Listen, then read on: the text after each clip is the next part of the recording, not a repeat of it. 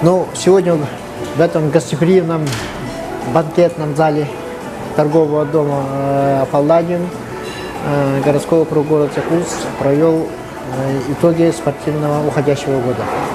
Но это десятка лучших спортсменов, также спортсмены лауреаты инвалидного спорта и победители комплексной спартакиады округов и среди пригородов. Также лучшая федерация города Якутска.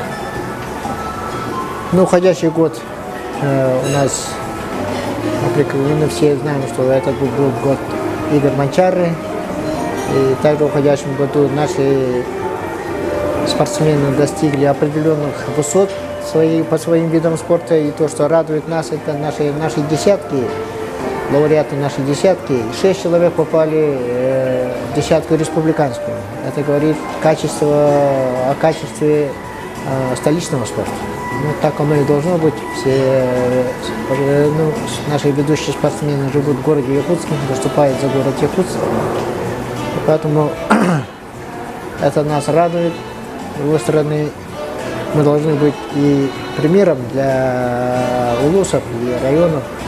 И все спортсмены, которые за пределами города Якутска, должны стремиться к достижениям наших звезд.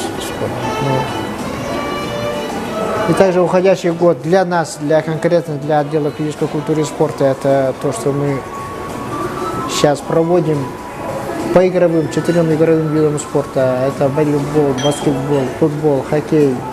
186 команд участвует, это радует очень. Никогда такого не было. По футболу 80 команд. И по волейболу мы наконец-то начали регулярный чемпионат, где участвует 50 команд. Но надеемся, что следующий год будет это количество в 2 раза больше. Планы на будущий год, конечно, это спортивные игры народов Республики Саха-Якутия в Намсах. Мы уже с января месяца начнем готовиться к этой нашей якутской спартакиаде.